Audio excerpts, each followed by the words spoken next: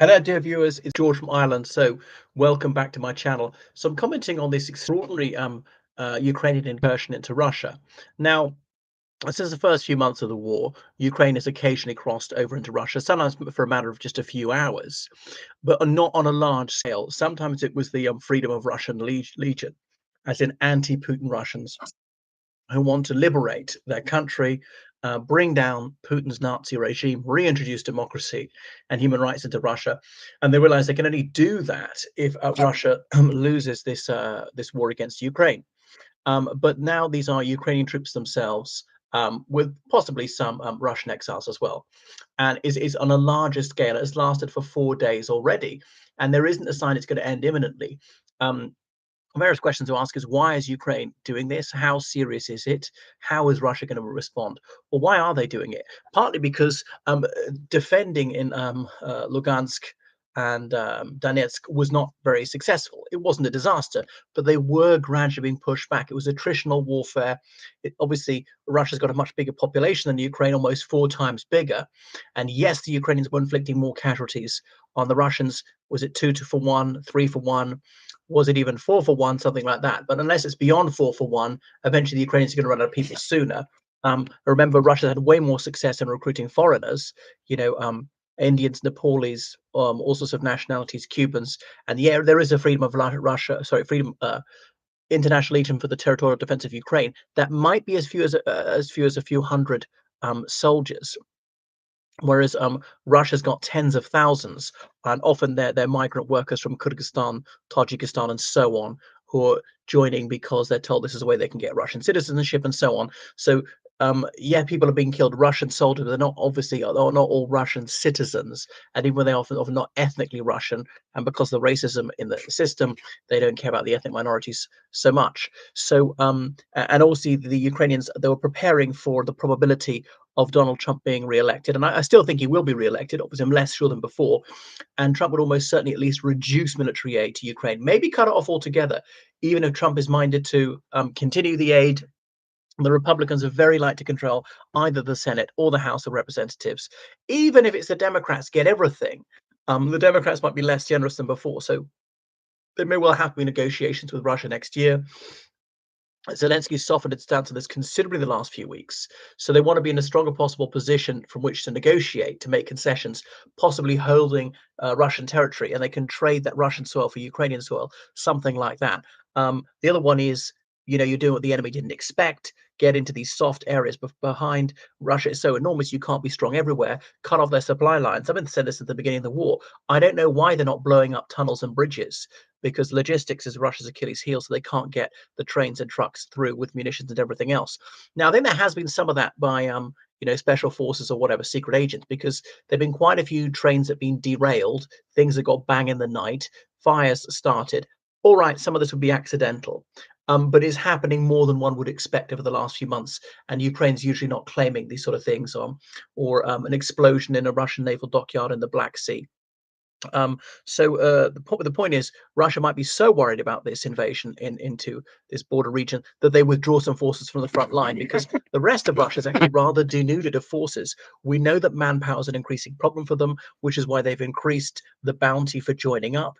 And Moscow region's offering $60,000 a year for soldiers to serve. Now, that is a staggering sum of money in Russia. It wouldn't be a bad salary in a Western country for an ordinary soldier either. So because the average Russian would earn maybe $6,000 a year, and in Moscow higher, like at least double that. But nevertheless, that would be sort of 4 times what an average Muscovite would earn in a year. One thing, also, you can't trust a word the Russian government says, or any of the regional authorities. They will lie. They will not pay you 60 grand. They might pay you 40 or 50, if you're lucky, and that might be in arrears. But anyway, it would still be a net gain for most people. It shows us laws of supply and demand. They're only increasing it because they're having trouble recruiting people. The prison recruits are largely gone. Those who are at all usable have been used in the so-called meat attacks. Their lives frittered away as decoys.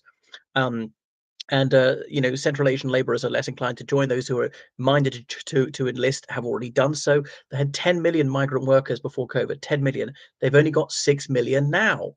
So Russia's declared a federal level of emergency. They first of all began to downplay this, but on the 9th of August they said that because in Kursk region it's gone in, and the Ukrainians hit a Russian airbase there, so they're sending more reinforcements to the area, particularly tanks. So they can't downplay this. And so it proves how foolish Putin is, morality, legality aside, to make Russia so-called safer. Idiotic. It hasn't made it far less safe. Nobody's invaded Russia since 1941. So the first time in over 80 years somebody's done it, and that's only because he attacked Ukraine. If he hadn't attacked Ukraine, they would never ever have done this. So Russia says that over 1,000 troops have been sent by Ukraine. Now, I'm not sure. Obviously, I don't believe a word that the Russian government says. Are they exaggerating? Because it explains it's less embarrassing that Ukrainians have made such progress, at least 10 kilometers inside Russia, or are they underplaying it because they don't want to spook the public? I'm not quite sure. There are at least 10 tanks, quite a few armored vehicles, and so on. So they by the 6th of August, the Ukrainians had already seized control of over 600 square kilometers. Now, in a country something like how many is it? 17 million square kilometers. That's not terribly significant, and about a dozen villages or hamlets. So pro-war bloggers have said this. So Zelensky wants to bring home to the Russians what it's like. So the Ukrainians, they may have destroyed Su-34s, Su-35s, and MiG-31s in a Russian airbase on the ground. Quite how many, we're not sure, in Lipetsk area. So that is bordering the Kursk region. So it is a reasonably serious, but I don't think the Ukrainians are going to go that far into Russia. 20 kilometers, 30 absolute most, because you've got to think about resupply. They're going to run low on ammunition. Are they going to hold it? I think not, but I could be mistaken. As I say, the idea being to exchange it in peace negotiations in the spring, or to go around and flank the Russians. I'm surprised they didn't do that earlier. But the Russians at some point might be obliged to withdraw some troops from the front line because they were inching forward. It's going forward at a snail's pace, and it wasn't really worth it for the number of casualties the Russians were sustaining.